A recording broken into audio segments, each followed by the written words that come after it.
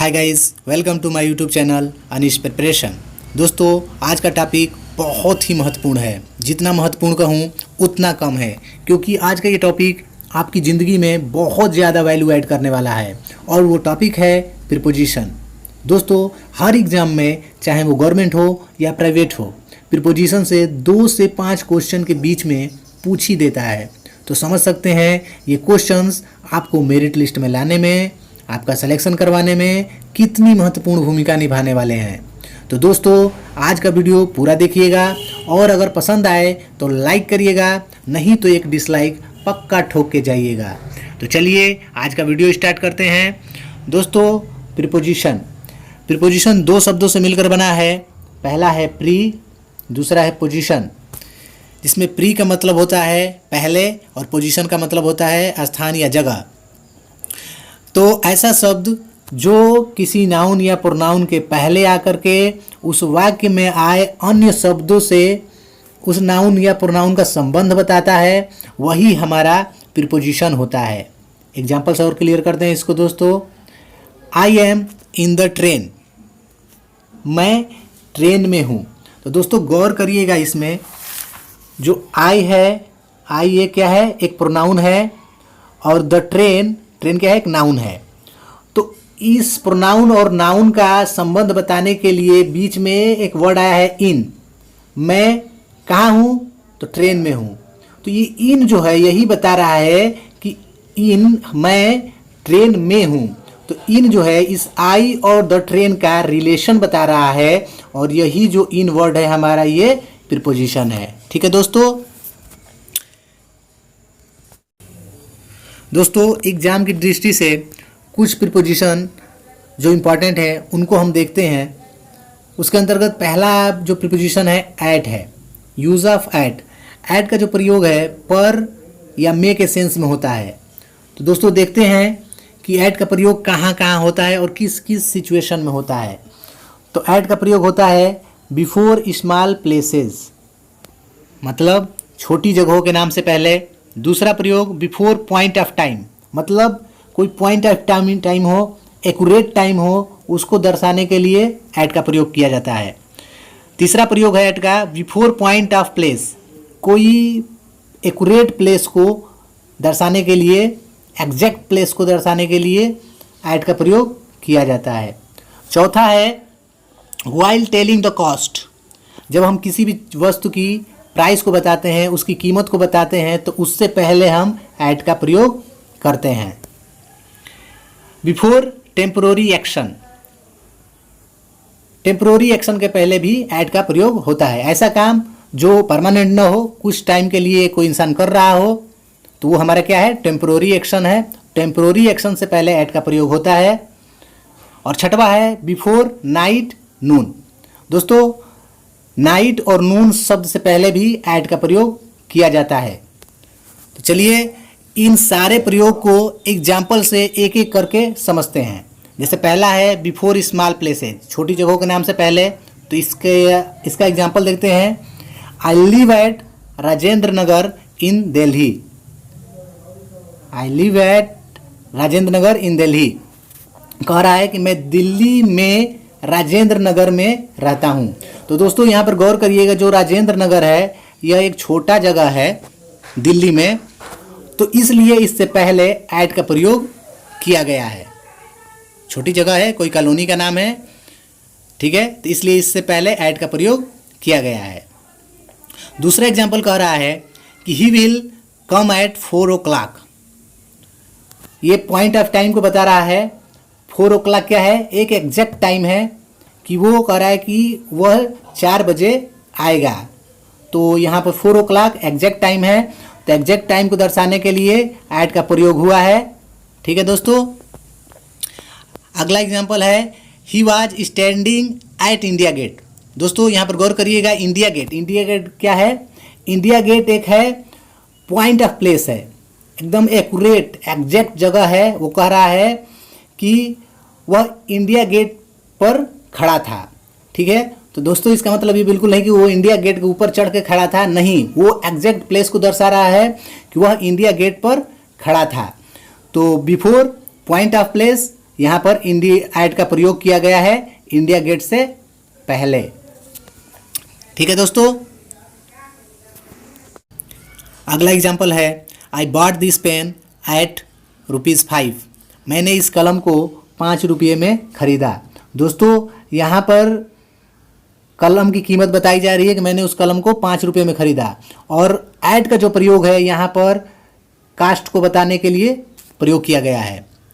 अगला एग्जाम्पल है he is at work, वह काम पर है। मतलब फिलहाल ही इज़ वर्किंग नाउ, फिलहाल वह काम कर रहा है।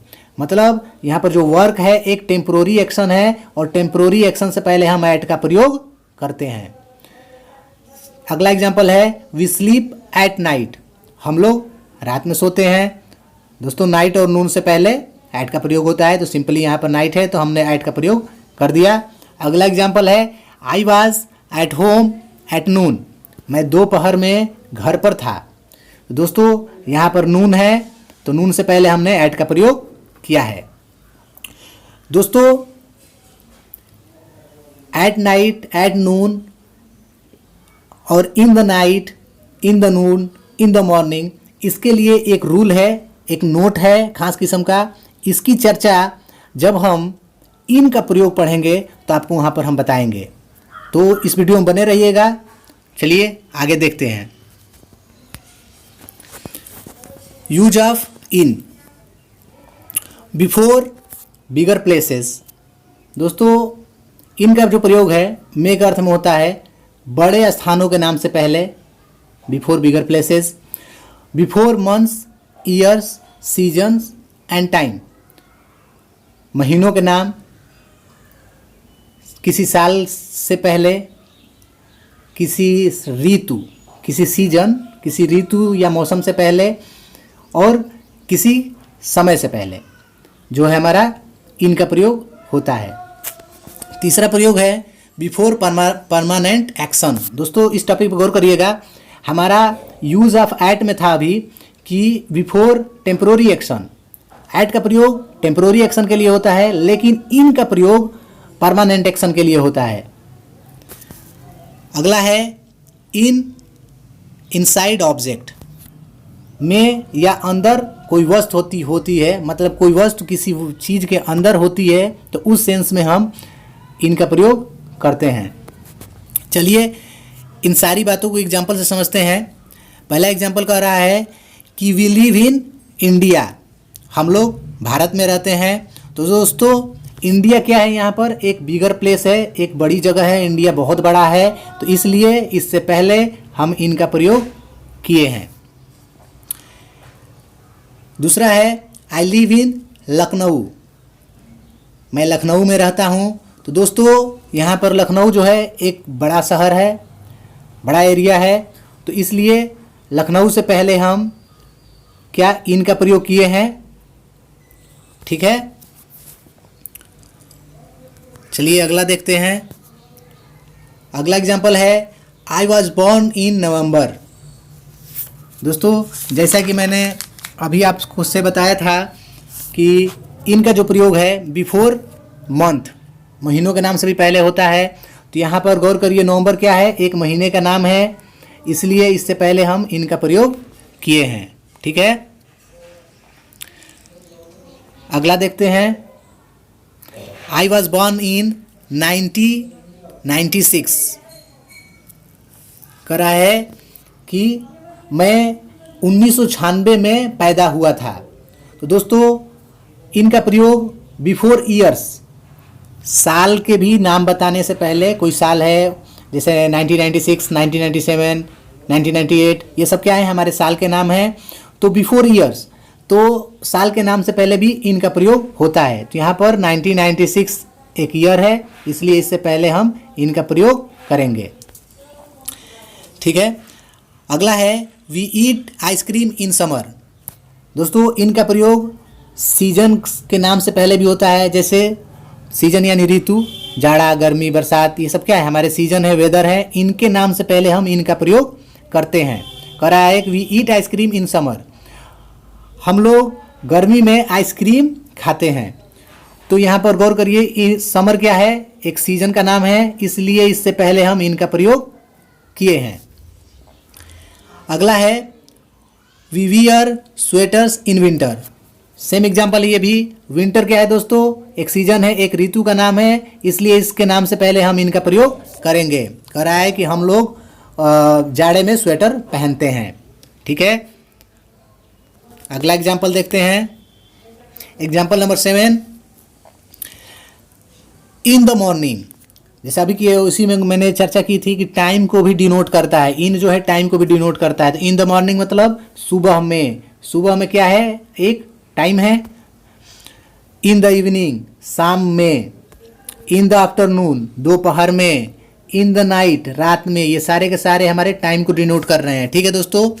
और दोस्तों अब वो वक्त आ गया है कि जो मैंने एट में जो एक बात बताई थी कि एट नाइट, एट नून में एक नोट होता है, एक रूल होता है, एक नियम होता है। तो उस नोट को हम अभी क्लियर कर लेते हैं कि वो नोट क्या है, वो रूल क्या है। तो दोस्तों गौर करिएगा, ध्यान से देखिएगा, ये बहुत ही टिपिकल और एग्जाम के नज़रिए से बहुत इंपॉर्टेंट है। इन द नाइट और एट नाइट की प्रयोग में फर्क होता है। इन द नाइट का प्रयोग किसी निश्चित रात के अर्थ में होता है। दोस्तों गौर करिएगा, in the night, I came here in the night, मैं यहाँ रात में आया, रात में आया मतलब इन द नाइट मतलब किसी खास रात की बात हो रही है कि मैं उस रात को यहाँ पर आया। इन द नाइट से मतलब है किसी खास रात से। ठीक है, लेकिन जबकि एट नाइट का प्रयोग किसी रात के अर्थ में होता है। एट नाइट का प्रयोग हम नॉर्मली तौर पे करते हैं, जैसे वी स्लीप एट नाइट, हम लोग रात में सोते हैं, ये नॉर्मल बात है कि किसी भी रात के लिए यहाँ पर प्रयोग हुआ है। तो एट नाइट का प्रयोग किसी रात के लिए होता है, जबकि इन द नाइट का प्रयोग किसी खास रात के लिए होता है। ठीक है दोस्तों, उम्मीद है आपको ये कन्फ्यूजन दूर हो गया होगा, आपको ये टॉपिक बेहतर तरीके से समझ में आया होगा। तो चलिए आगे देखते हैं। अगला एग्जाम्पल है, he is in the army, वह आर्मी में है। तो इन द आर्मी उसका परमानेंट एक्शन है, द आर्मी उसका परमानेंट एक्शन है, इसलिए परमानेंट एक्शन से पहले हम इनका प्रयोग किए हैं। ऐसे ही हो सकता था कि he is in the navy, वह नेवी में है, तो नेवी उसका परमानेंट काम है, इसलिए परमानेंट एक्शन से पहले हम इनका प्रयोग करते हैं। अगला एग्जाम्पल कह रहा है they are in the room, वे लोग कमरे में हैं। तो दोस्तों इनका प्रयोग इनसाइड ऑब्जेक्ट, किसी चीज़ के अंदर, किसी वस्तु के अंदर होने के सेंस में इनका प्रयोग किया जाता है।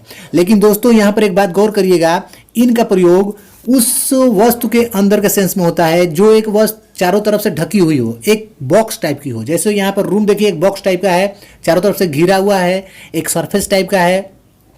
तो जब कोई पैक वस्तु हो, पैक जगह हो, उससे पहले हम इनका प्रयोग करते हैं। तो इन द रूम, रूम क्या है, एक घिरा हुआ, चारों तरफ से घिरी हुई आकृति है, तो उसके अंदर की बात हो रही है, तो इसलिए हम यहाँ पर इनका प्रयोग करेंगे। ऐसे ही अगला एग्जाम्पल है the shirt is in the box, shirt box में है। तो बॉक्स क्या होता है दोस्तों, एक चारों तरफ से घिरी हुई आकृति होती है, कवर होती है। तो उस घिरी हुई आकृति के लिए ऐसा जब कोई ढांचा होगा तो उसके पहले हम इनका प्रयोग करते हैं, इसलिए तो यहाँ पर शर्ट कहाँ है, तो बॉक्स में है, इनसाइड द ऑब्जेक्ट, तो इसलिए द बॉक्स से पहले हम इनका प्रयोग करेंगे। दोस्तों अगला प्रीपोजिशन है इनटू। इनटू का प्रयोग में या के अंदर के सेंस में होता है। तो चलिए देखते हैं कि इनटू का प्रयोग हम किस किस सिचुएशन में करते हैं। पहला है motion from outside to inside, गति के सेंस में जब कोई वस्तु बाहर से अंदर की तरफ जाती हुई दिखाई दे तो वहाँ पर हम इनटू का प्रयोग करते हैं। मतलब जब कोई वस्तु गति करते हुए कहीं पर एंट्री करे तो वहाँ पर हम इनटू का प्रयोग करते हैं। दूसरा है change from one state to another, एक अवस्था से दूसरी अवस्था में परिवर्तन।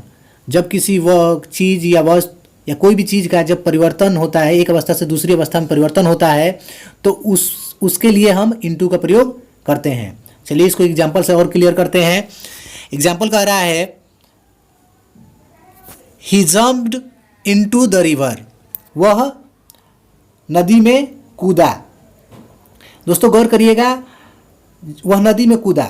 जब वह नदी में कूदेगा तो मोशन करेगा, सिंपल सी बात है, कूदेगा, जब जंप करेगा तो मोशन करेगा और मोशन करके वो नदी में जाएगा। तो उसकी एंट्री दिखाई जा रही है मोशन के रूप में, कि वह मोशन करते हुए, गति करते हुए पानी के अंदर जा रहा है, जंप कर रहा है। ठीक है दोस्तों, तो इसलिए यहाँ पर मोशन को दर्शाने के लिए इनटू का प्रयोग किया गया है। अगला एग्जाम्पल है he is going into the house. दोस्तों गौर करिएगा, वह घर के अंदर जा रहा है। तो जब कोई व्यक्ति घर के अंदर जाएगा तो जाहिर सी बात है कि वो चलते हुए जाएगा, तो मोशन तो कर ही रहा है और उसकी एंट्री भी दिखाई जा रही है। उसकी एंट्री भी दिखाई जा रही है कि वो गति करते हुए घर के अंदर जा रहा है। तो यहाँ पर हम इनटू का प्रयोग मोशन को दर्शाने के लिए किए हैं। ठीक है, अगला एग्जाम्पल है pour the tea into the cup. चाय को कप में डाल दो। तो दोस्तों गौर करिएगा, यहाँ पर चाय को कप में डालने की बात हो रही है। तो जब हम चाय को कप में डालेंगे तो एक मोशन के साथ कप में गिरेगा और उस चाय की एंट्री उस कप में हमको दिखाई भी देगी। ठीक है, तो इसलिए हम यहाँ पर मोशन को दर्शाने के लिए इनटू का प्रयोग किए हैं। ध्यान से देखिएगा दोस्तों, बहुत आसान है, कंसेप्ट क्लियर हो जाएगा। अगला है चौथा, my father came into the room. मेरे पिताजी कमरे में आए। तो दोस्तों गौर करिएगा कि जब मेरे पिताजी कमरे में आए, जब उसके पिताजी आए होंगे तो चल के आए होंगे, तो गति कर हो ही रही है, और वो कमरे में आए, तो जब कमरे में उनकी एंट्री होती हुई दिखाई जा रही है, तो इसलिए यहाँ पर मोशन का सेंस है, motion from outside to inside, इसलिए यहाँ पर इनटू का प्रयोग हुआ है। अगला है ट्रांसलेट इनटू इंग्लिश। अंग्रेजी में अनुवाद करो। तो दोस्तों यहाँ पर देखिए, change from one state to another. यहाँ पर एक अवस्था से दूसरी अवस्था में परिवर्तन का बोध है। मतलब कि पहले वो चीज़ किस में थी, तो किसी भी दूसरे भाषा में थी, और कह रहा है कि उसको अंग्रेजी में कन्वर्ट कर दो, चेंज कर दो, उसकी अवस्था को, उसके स्टेट को बदल दो। तो ये इसलिए यहाँ पर ट्रांसलेट इनटू इंग्लिश, ये change from one state to another के सेंस में आया है, इसलिए यहाँ पर इनटू का प्रयोग किया गया है, क्योंकि ये इंग्लिश में इसको परिवर्तन करने की बात कर रहा है। ठीक है दोस्तों, अगला एग्जाम्पल देखते हैं, he change the cinema hall into marriage hall. उसने सिनेमा हॉल को मैरिज हॉल में बदल दिया। गौर करिएगा दोस्तों, पहले उसका स्टेट क्या था, उसका दशा क्या था कि वो सिनेमा हॉल था, लेकिन उसने उसको कन्वर्ट करके मैरिज हॉल में बदल दिया है। मतलब change from one state to another, मतलब उसकी अवस्था में परिवर्तन करके उसको दूसरी अवस्था में ला दिया गया है। सिनेमा हॉल की अवस्था को परिवर्तन करके मैरिज हॉल में बदल दिया गया है। तो यहाँ पर change from one state to another का बोध है, इसलिए यहाँ पर इनटू का प्रयोग किया गया है। ठीक है दोस्तों, उम्मीद है आपको ये टॉपिक बहुत अच्छे से क्लियर हुआ होगा। तो चलिए अगला देखते हैं, यूज ऑफ ऑन। अगला प्रीपोजिशन है ऑन का प्रयोग। ऑन का प्रयोग के ऊपर, पर, में, को, के सेंस में होता है। अब देख लेते हैं कि ऑन का प्रयोग किस किस सिचुएशन में किया जाता है। तो पहला है when something is touching the surface of something. मतलब वस्तु या व्यक्ति से सटा हुआ, ऐसा समझ लिए, वस्तु या व्यक्ति से सटा हुआ। जब कोई वस्तु किसी दूसरे वस्तु की सरफेस से को टच करे, उससे लगी हुई हो, सटी हुई हो, तो वहाँ पर हम ऑन का प्रयोग करते हैं। दूसरा प्रयोग है विथ डे एंड डेट। दिन और तारीख, डे और डेट से पहले भी हम ऑन का प्रयोग करते हैं। तीसरा है विद डिवाइस एंड मशीन, किसी उपकरण, यंत्र या मशीन के नाम के पहले भी हम आन का प्रयोग करते हैं। अगला है to show the state of something, किसी चीज़ की अवस्था को दिखाने के लिए। ठीक है, कोई भी चीज़ है उसकी अवस्था को दिखाना है, उसको स्टेट को दिखाना है, तो हम वहाँ पर आन का प्रयोग करते हैं। अगला है in the sense of about. दोस्तों ये बहुत इंपॉर्टेंट टॉपिक है आन के बारे में कि in the sense of about, बारे में के अर्थ में। आन का प्रयोग जो है के बारे में के अर्थ में भी प्रयोग होता है। चलिए इसको एग्जाम्पल से क्लियर करते हैं सारे टॉपिक को। तो पहला एग्जाम्पल कह रहा है कि the boy is on the table, sorry book है, the book is on the table. तो किताब जो है कहाँ पर है, टेबल पर है। तो दोस्तों गौर करिएगा, जो बुक है और ये टेबल है, तो the book is on the table, किताब टेबल पर है, मतलब जो किताब है टेबल की सरफेस से बिल्कुल सटी हुई है, बिल्कुल लगी हुई है, इसलिए यहाँ पर हमने आन का प्रयोग किया है। मतलब बुक जो है टेबल के ऊपर एकदम विरामावस्था में सटी हुई है, बिल्कुल एकदम उस पर स्थिर है, रखी हुई है, तो इसलिए हम यहाँ पर आन का प्रयोग किए हैं। दूसरा एग्जाम्पल है he will come on Saturday, वह शनिवार को आएगा। तो दोस्तों गौर करिएगा, सैटरडे क्या है, एक डे है, एक डे का नाम है, और डे के नाम से पहले हम आन का प्रयोग करते हैं, इसलिए यहाँ पर आन का प्रयोग हुआ है। ही वॉज बॉर्न ऑन 14 जुलाई, वह 14 जुलाई को पैदा हुआ था। तो दोस्तों गौर करिएगा, डे और डेट के नाम से पहले हम आन का प्रयोग करते हैं। तो 14 जुलाई क्या है, एक डेट है, तो यहाँ पर डेट से पहले हम आन का प्रयोग किए हैं। अगला एग्जाम्पल है I am on the computer, मैं कंप्यूटर पर हूँ। तो दोस्तों इसका मतलब ये नहीं है कि मैं कंप्यूटर के ऊपर बैठा हुआ हूँ, मैं कंप्यूटर के ऊपर बैठ गया हूँ, नहीं, मैं कंप्यूटर पर हूँ का मतलब मैं कंप्यूटर पर काम कर रहा हूँ। तो यहाँ पर एक बात गौर करिएगा, द कंप्यूटर, कंप्यूटर क्या है, एक डिवाइस है, और किसी डिवाइस या मशीन के नाम से पहले हम आन का प्रयोग करते हैं, इसलिए यहाँ पर कंप्यूटर से पहले आन का प्रयोग हुआ है। अगला है he is on the mobile, वह मोबाइल पर है, मतलब वह मोबाइल पर कुछ कर रहा है। तो यहाँ पर मोबाइल क्या है दोस्तों, मोबाइल जो है एक डिवाइस है, और डिवाइस हो या मशीन हो उसके नाम से पहले हम आन का प्रयोग करते हैं, इसलिए यहाँ पर आन का प्रयोग हुआ है। ही इज़ ऑन लीव, वह छुट्टी पर है।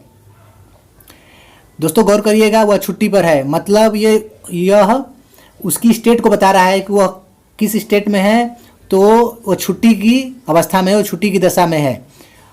ठीक है, वो लीव पर है। तो यहाँ पर क्या है, स्टेट को दर्शा रहा है, इसलिए स्टेट को दर्शाने के लिए यहाँ पर आन का प्रयोग हुआ है। ठीक है दोस्तों, अगला देखते हैं सी इज ऑन डाइटिंग, वह डाइटिंग पर है। तो दोस्तों वह डाइटिंग पर है, तो यहाँ पर to show the state of something, यहाँ पर उसकी अवस्था को दिखाया जा रहा है, उसकी स्थिति को दिखाया जा रहा है कि वह इस वक्त फिलहाल किस अवस्था में है, तो डाइटिंग की अवस्था में है, उसका स्टेट दर्शाया जा रहा है। तो इसलिए यहाँ पर डाइटिंग से पहले आन का प्रयोग हुआ है, टू शो द स्टेट। अगला देखते हैं this is a video on English grammar, यह अंग्रेजी व्याकरण पर एक वीडियो है। तो है ही। तो दोस्तों देखिए यहाँ पर जो आन का प्रयोग हुआ है, मैंने बताया था कि आन का प्रयोग अबाउट के सेंस में भी होता है। तो in the sense of about यहाँ पर आन का प्रयोग हुआ है, मतलब यह जो वीडियो है किसके बारे में है, तो इंग्लिश ग्रामर के बारे में है। तो यहाँ पर in the sense of about आन का प्रयोग किया गया है। ठीक है दोस्तों, मतलब इंग्लिश ग्रामर के बारे में। अगला है this book is on Sachin Tendulkar, यह किताब सचिन तेंदुलकर पर है, मतलब यह किताब सचिन तेंदुलकर के बारे में है, मतलब यहाँ पर आन का प्रयोग अबाउट के सेंस में हुआ है। ठीक है दोस्तों, इसलिए यहाँ पर आन का प्रयोग हुआ है। ठीक है दोस्तों, अब हम प्रैक्टिस सेट लगाएंगे। जितने भी प्रीपोजिशन आज हम लोगों ने पढ़ा, हम लोगों ने आज क्या क्या पढ़ा दोस्तों? तो हमने पढ़ा इन, एट, इनटू और ऑन, ये 4 प्रीपोजिशन को हमने पढ़ा और इन्हीं चारों प्रीपोजिशन से ये प्रैक्टिस सेट है। और हाँ दोस्तों, ये practice set maximum government exam में पूछे गए हैं। ये जो क्वेश्चंस हैं एग्जाम में ऑलरेडी आए हुए क्वेश्चन हैं। जैसे इसमें से मैक्सिमम क्वेश्चन जो है एयरफोर्स, नेवी और कुछ क्वेश्चन टेट से भी रिलेटेड हैं, टीटी में भी आए हुए हैं। तो देखते हैं इस क्वेश्चन को, इस प्रैक्टिस सेट को सॉल्व करने की कोशिश करते हैं। आइडेंटिफाई द करेक्ट प्रीपोजिशन, कह रहा है कि सही प्रीपोजिशन को आइडेंटिफाई करिए, पहचानिए, उपयुक्त प्रीपोजिशन को भरिए। तो देखिए पहला क्वेश्चन क्या कह रहा है कि when he saw the fish swimming, खाली स्थान, the river, he was extremely happy. तो दोस्तों कह रहा है कि when he saw the fish swimming the river. दोस्तों गौर करिएगा, जब उसने मछली को पानी में तैरते हुए देखा वह बहुत खुश हो गया। तो दोस्तों यहाँ पर गौर करने वाली बात यह है कि जो मछली थी वो पहले से ही पानी में मौजूद थी, ऐसा नहीं है कि वो एंट्री मार रही है, ठीक है, वो ऑलरेडी पहले से ही पानी में थी। तो बेसिक इन और इनटू में यही बेसिक डिफरेंस होता है कि इनटू में मोशन होता है, मतलब कोई चीज़ बाहर से अंदर की तरफ जाती हुई दिखाई देती है, लेकिन इन में जो वह चीज़ होती है वो पहले से ही वहाँ पर मौजूद होती है। तो मछली पानी में थी, पहले से ही थी, तो यहाँ पर इन का प्रयोग होगा, ठीक है दोस्तों। तो इसका ऑप्शन नंबर सी सही है कि when he saw the fish swimming in the river, कि जब उसने मछली को पानी में तैरते देखा, ही वाज एक्सट्रीमली हैप्पी, वह बहुत प्रसन्न हो गया, ठीक है। अगला एग्जाम्पल देखते हैं, अगला क्वेश्चन देखते हैं। हाँ, ही स्टूड द डोर। दोस्तों इसमें क्या भरा जाएगा? देखिए द डोर क्या है? एक पॉइंट ऑफ प्लेस है, गौर करिएगा। द डोर, वह दरवाजे पर खड़ा था, मतलब कि डोर जो है एक पॉइंट ऑफ प्लेस है, तो इसलिए पॉइंट ऑफ प्लेस से पहले हम किसका प्रयोग करते हैं दोस्तों? एट का प्रयोग करते हैं, इसलिए इसका ऑप्शन नंबर सी सही है। अगला देखते हैं क्वेश्चन नंबर 3। दोस्तों ये बहुत इंपॉर्टेंट क्वेश्चन है और बहुत बार एग्जाम में रिपीट हो चुका है ये क्वेश्चन दोस्तों। मुन्नी इज गुड, खाली स्थान, म्यूजिक, इसमें क्या भरा जाएगा? दोस्तों गौर करिए और दिमाग लगाइए, क्या भरा जाएगा? बाई होगा कि टू होगा, एट होगा कि विद होगा, है ना कंफ्यूजिंग क्वेश्चन। लेकिन दोस्तों बिल्कुल नहीं है, बिल्कुल कंफ्यूजिंग नहीं है। आप लोग पढ़ चुके हैं कि before temporary action we use at.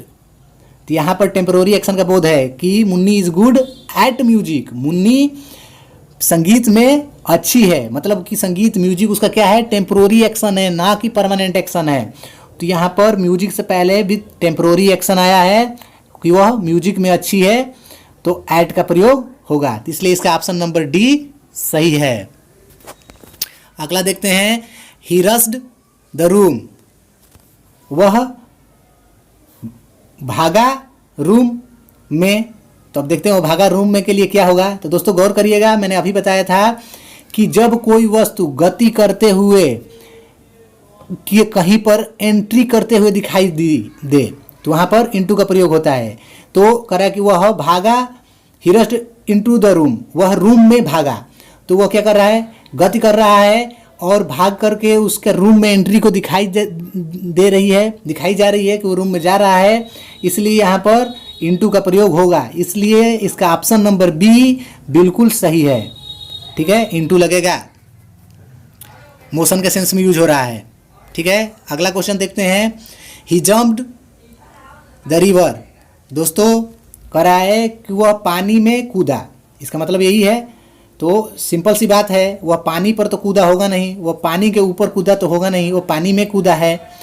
तो यहाँ पर गौर करिए कि उसकी एंट्री दिखाई जा रही है। उसकी एंट्री कैसे दिखाई दे रही है? कि वो जब वो जंप करेगा तो मोशन करेगा कि वो जंप करते हुए पानी में जा रहा है, तो ठीक है। तो उसके जंप करते हुए पानी में उसकी एंट्री को दिखाई जा रही है, इसलिए इसमें इनटू भरा जाएगा, टू शो द मोशन, तो इसलिए इसका ऑप्शन नंबर सी सही है।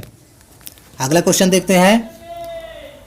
My father will come Monday. ये तो बहुत ही आसान है दोस्तों, इसमें तो दिमाग ही नहीं चलाना है कि बिफोर डे, दिनों के नाम से पहले हम आन का प्रयोग करते हैं, तो इसका ऑप्शन नंबर बी सही है। चलिए अगला देखते हैं। ही कम 5 o'clock। दोस्तों गौर करिए यहाँ पर क्या लगेगा। तो दोस्तों to show the point of time, accurate time को दर्शाने के लिए हम एट का प्रयोग करते हैं, हमने अभी पढ़ा। तो इसमें एट का प्रयोग होगा, इसलिए इसका ऑप्शन नंबर डी सही है। अगला क्वेश्चन देखते हैं। Question number 8। He was born 1992। दोस्तों गौर करिए, before month, year, season and time हो कोई, तो उससे पहले हम इन का प्रयोग करते हैं, है ना। तो ही वॉज बॉर्न इन, साल के नाम से पहले हम इन का प्रयोग करते हैं, ठीक है दोस्तों। तो ही वॉज बॉर्न इन 1992, वह 1992 में पैदा हुआ था। तो यहाँ पर इन का प्रयोग होगा, साल के नाम से पहले, साल से पहले हम इन का प्रयोग करते हैं, ठीक है। अगला देखते हैं। The book is the table. Simple सी बात है दोस्तों, बुक जो है टेबल के ऊपर है, मतलब जो टेबल की सतह से उसकी बुक की सतह सटी हुई है, मतलब बुक टेबल के ऊपर बिल्कुल विरामावस्था में है, इसलिए इस सिचुएशन में हम ऑन का प्रयोग करते हैं। तो यहाँ पर the book is on the table, क्योंकि वो टेबल के सरफेस से सटी हुई है, बिल्कुल सटी हुई है, तो ऑन का प्रयोग होगा। अगला देखते हैं। This program will be broadcast television. दोस्तों हम लोग पढ़ चुके हैं कि बिफोर किसी भी डिवाइस या मशीन के नाम से पहले हमेशा हर सिचुएशन में ऑन का ही प्रयोग होता है। तो दोस्तों गौर करिए, यहाँ पर टेलीविज़न, टेलीविज़न क्या है, एक डिवाइस है, और डिवाइस के नाम से पहले हम ऑन का प्रयोग करेंगे, तो इसमें इसका ऑप्शन नंबर डी सही है। This program will be broadcast on television, यह प्रोग्राम टेलीविज़न पर प्रसारित होगा, ठीक है दोस्तों। तो उम्मीद है आज की वीडियो आपको बहुत अच्छी लगी होगी, बहुत मज़ा आया होगा और आपका कॉन्फिडेंस लेवल भी बूस्ट हुआ होगा। तो इसलिए इस वीडियो को लाइक करें और इस वीडियो को ज़्यादा से ज़्यादा अपने दोस्तों के पास शेयर करें, ताकि ज़्यादा से ज़्यादा लोग इस वीडियो से लाभ उठा सकें। और हाँ दोस्तों, अगर आपने मेरे चैनल को सब्सक्राइब नहीं किया है तो मेरे चैनल को सब्सक्राइब ज़रूर कर ले यार। Thank you.